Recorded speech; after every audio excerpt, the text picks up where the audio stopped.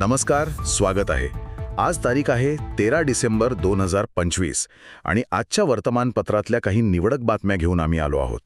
यात अर्थव्यवस्था आहे, कॉर्पोरेट जग आहे, आंतरराष्ट्रीय घडामोडी आहेत. हो, आणि काही विशेष लेख सुद्धा आहेत. पण आज आपण फक्त बातम्या वाचणार नाही आहोत, तर त्यामागं नेमकं काय दडलंय आणि त्याचा आपल्यावर काय परिणाम होऊ शकतो हे समजून घेणार आहोत. अगदी बरोबर. आजच्या बातम्यांमध्ये म्हणजे एक समान धागा दिसतोय. कोणता? तो म्हणजे प्रगतीचा वेग आणि नियमांची चौकट.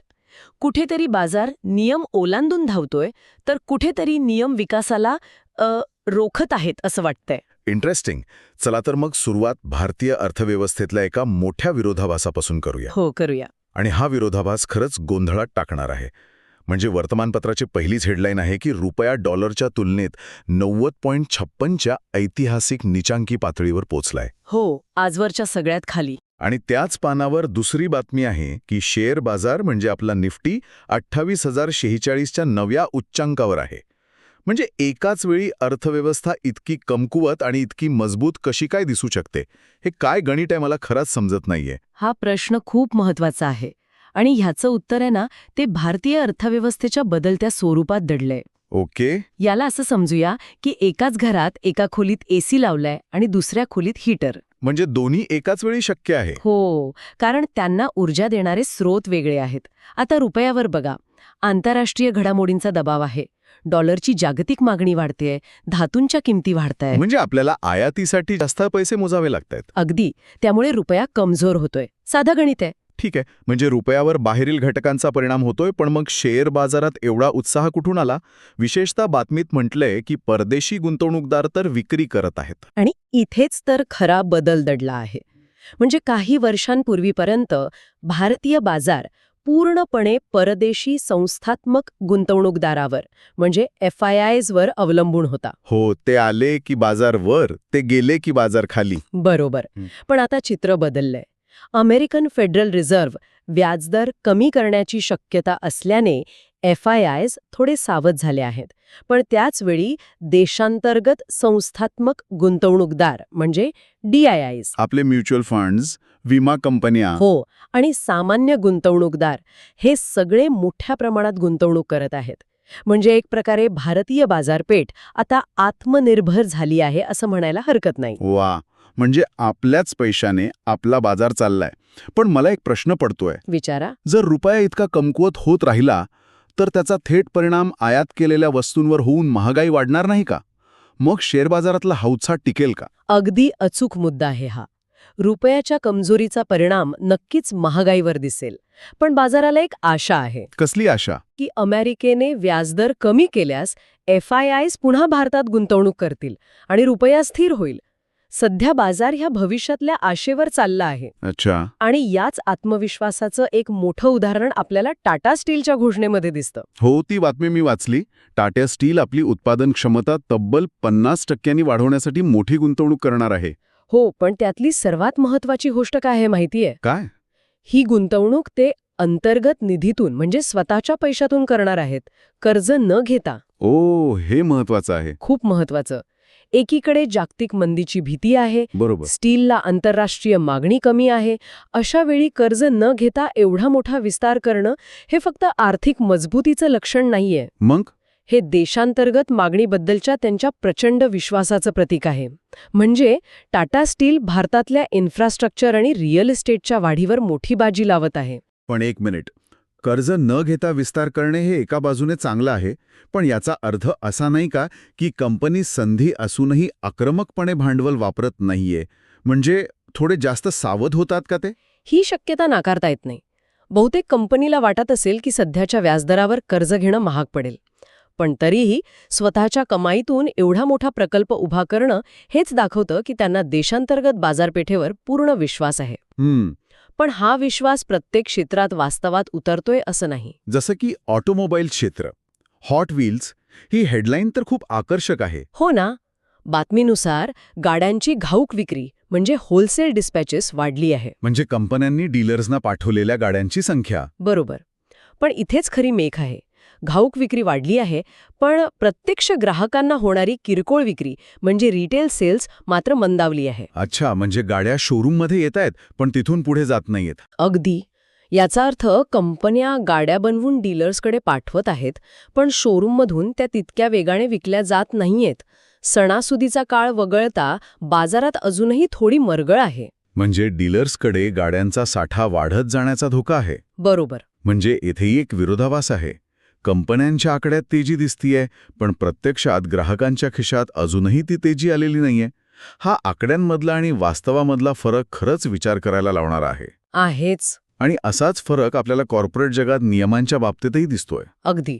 आपण विकासाच्या आकड्यांबद्दल बोललो, पण जेव्हा हा विकास नियमांना धाव्यावर बसवून होतो, तेव्हा त्याचे परिणाम गंभीर असू शकतात. याची सुरुवात विमान वाहतूक क्षेत्रापासून करूया. इंडिगोची बातमी बरोबर. पायलट्सच्या विश्रांतीच्या नियमांमध्ये अनियमितता आढळली आहे. हो, आणि DGCAने या प्रकरणी तब्बल 4 निरीक्षकांना बडतर्फ केलं आहे. पण पुढे जाण्याआधी आपल्या श्रोत्यांसाठी DGCA म्हणजे नक्की काय आणि त्यांचं काम काय असतं हे थोडं सांगाल का? नक्कीच. DGCA म्हणजे directorate general of civil aviation. ही भारतातल्या विमान वाहतुकीवर देखरेख ठेवणारी सर्वोच्च संस्था आहे. ओके. विमानांची सुरक्षा, पायलटांचे नियम, त्यांचे कामाचे तास, त्यांची विश्रांती या सगळ्यावर नियंत्रण ठेवण्याची जबाबदारी त्यांची असते. कारण पायलटना पुरेशी विश्रांती मिळाली नाही तर थकव्यामुळे हजारो प्रवाशांचा जीव धोक्यात येऊ शकतो. बापरे, म्हणजे ही खूपच गंभीर बाब आहे. मग या निरीक्षकांना का बडतर्फ केलं गेलं? कारण याच अधिकाऱ्याने इंडिगोच्या रोस्टरिंग सॉफ्टवेअरला म्हणजे पायलटच्या ड्युटी लावण्याच्या प्रणालीला क्लीन चिट दिली होती. अच्छा. पण नंतर असं लक्षात आलं की ते सॉफ्टवेअर नियमांचं पालन करत नव्हतं. म्हणजे ज्यांच्यावर नियम पालनाची जबाबदारी होती त्यांनीच त्याकडे दुर्लक्ष केलं. अरे देवा. त्यामुळे ही कारवाई म्हणजे केवळ एक चूक सुधारणे नाही, तर व्यवस्थेतील एका मोठ्या त्रुटीवर बोट ठेवण्यासारखं आहे. आणि इंडिगोसाठी कायदेशीर अडचणी इथेच संपत नाहीत असं दिसतंय. नाही, विमानाचे दुरुस्त करून पुन्हा आयात केलेल्या भागांवर दुहेरी सीमाशुल्क लावल्याबद्दलही त्यांनी न्यायालयात धाव घेतलीय. म्हणजे एका बाजूला सुरक्षेचे नियम आणि दुसऱ्या बाजूला आर्थिक नियम, दोन्हीकडे संघर्ष सुरू आहे. हो, पण हा नियमांचा संघर्ष फक्त विमान वाहतूक क्षेत्रापुरता मर्यादित नाही. यापेक्षाही धक्कादायक प्रकार औषध निर्माण क्षेत्रात उघडकीस आला आहे. तुम्ही हिमाचल प्रदेशमधील बातमीबद्दल बोलत आहात का? जिथे काही औषध कंपन्यांवर उत्पादन थांबवण्याचे आदेश असूनही त्या कार्यरत होत्या? हो, ही बातमी वाचूनच अंगावर काटा आला. खरंच. विचार करा, ज्या कंपन्यांना निकृष्ट दर्जाची औषधं बनवल्याबद्दल स्टॉप ऑर्डर दिली होती, त्यापैकी 10 कंपन्या राज्याच्या औषध प्रशासनाच्या छाप्यांमध्ये चक्क उत्पादन करत होत्या. म्हणजे हे थेट नागरिकांच्या आरोग्याशी खेळण्यासारखं आहे. दुसरं काय? यावरून या क्षेत्रातलं नियमन किती तकलादू आहे आणि काही कंपन्या नफ्यासाठी लोकांच्या जीवाशी कशा खेळू शकतात हेच दिसून येतं. हिमाचल ही घटना तर नियमांच्या पायमल्लीचं एक छोटं उदाहरण आहे. पण जेव्हा मोठ्या आंतरराष्ट्रीय कंपन्या आणि भारतीय कंपन्यांमध्ये नियमांवरून संघर्ष होतो, तेव्हा चित्र आणखी मोठं होतं. तुम्ही ओझेम्पिकच्या केसबद्दल बोलताय? हो, मधुमेहावरील ते प्रसिद्ध औषध. बरोबर. हा एक खूप मोठं कायदेशीर आणि व्यावसायिक वाद आहे. डेन्मार्कची कंपनी नोव्हो नॉर्डिस्ककडे सेमाग्लुटाईड या औषधाचे पेटंट आहे, जे ओझेम्पिक या नावाने विकले जाते. त्यांचं म्हणणं आहे की भारताची डॉक्टर रेड्डीज लॅबॉरेटरीज हेच औषध बनवून त्यांच्या पेटंटचं उल्लंघन करत आहे आणि त्याची निर्यात पण करत आहे. पण दिल्ली उच्च न्यायालयाने डॉक्टर रेड्डीजच्या निर्यातीवर स्थगिती देण्यास नकार दिलाय. याचा अर्थ काय होतो? हा नोव्हो नॉर्डिस्कसाठी मोठा धक्का आहे का? नक्कीच. हा केवळ डॉक्टर रेड्डीजचा विजय नाही, तर या निर्णयामुळे इतर भारतीय कंपन्यांनाही अशा औषधांची जेनेरिक आवृत्ती बनवून निर्यात करण्याची संधी मिळू शकते. म्हणजे जागतिक बाजारपेठेत महागड्या औषधांच्या किमती कमी होऊ शकतात. अगदी. हा वाद पेटंट हक्क विरुद्ध रुग्णांना स्वस्त औषधं मिळण्याचा हक्क असा आहे. आणि सध्या न्यायालयाने रुग्णांच्या बाजूने कल दिलेला दिसतोय. आणि कॉर्पोरेट जगतातील आणखी एका मोठ्या बातमीत सेबीने प्रणव अदाणी आणि इतरांविरुद्धचा इन्सायडर ट्रेडिंगचा खटला रद्द केला आहे. हो, सेबी म्हणजे securities and exchange board of India. बरोबर. शेअर बाजारावर नियंत्रण ठेवणारी संस्था. बरोबर. अंबुजा सिमेंट्स आणि ACCच्या अधिग्रहणावेळी गोपनीय माहितीचा वापर करून नफा कमावल्याचा म्हणजेच इन्सायडर ट्रेडिंगचा आरोप होता. पण सेबीला पुरेसे पुरावे न मिळाल्याने त्यांनी ही केस बंद केली आहे. या निर्णयामुळे अदानी समूहाला मोठा दिलासा मिळाला असेल. नक्कीच. आर्थिक आणि कॉर्पोरेट जगतातील हे संघर्ष आणि विरोधाभास पाहिले. पण हेच ट्रेंड्स जागतिक स्तरावरही दिसत आहेत का? नक्कीच. आर्थिक आणि नियामक आव्हानं ही काही फक्त भारतापुरती मर्यादित नाहीत. याची सुरुवात चीनपासून करूया. ओके, चीन. तिथे अर्थव्यवस्थेतील मरगळ काही केला संपत नाहीये. नोव्हेंबरमध्ये नवीन कर्जांची वाढ अपेक्षेपेक्षा खूपच कमी झाली आहे. यामागे काय कारण आहे? याचं मूळ चीनच्या प्रॉपर्टी क्षेत्रातील मोठ्या मंदीत आहे. अनेक मोठ्या बांधकाम कंपन्या डबघाईला आल्या आहेत. आणि चीन हे जगाचं मॅन्युफॅक्चरिंग हब असल्यामुळे त्याचा परिणाम सगळ्यांवर होतो. बरोबर. आणि त्यात भर म्हणून युरोपियन युनियनने चीनमधून येणाऱ्या लहान पार्सल्सवर 2028 पासून सी टॅक्स नावाचा एक नवीन कर लावण्याचा निर्णय घेतलाय. याचा फटका शीन आणि टीमू सारख्या कंपन्यांना बसेल. अगदी. ज्या स्वस्त वस्तू थेट ग्राहकांपर्यंत पोहोचवतात. दुसरीकडे रशिया-युक्रेन तणाव अजूनही कायम आहे. हो, क्रेमलिनने स्पष्ट केलं आहे की युद्धविराम झाला तरी रशियाचं सैन्य डॉनबासमध्ये राहणार आहे. म्हणजे जिंकलेला प्रदेश परत देण्याचा त्यांचा कोणताही विचार नाही. आणि या लष्करी युद्धाच्या बरोबरीनेच एक मोठा आर्थिक युद्धही सुरू आहे, नाही का? बरोबर. यूने रशियाची अब्जावधी डॉलर्सची मालमत्ता अनिश्चित काळासाठी गोठवली आहे. आणि याविरोधात आता रशियाची सेंट्रल बँक युरोक्लिअरवर, म्हणजे जिथे ही मालमत्ता ठेवली आहे, त्यांच्यावर खटला दाखल करणार आहे.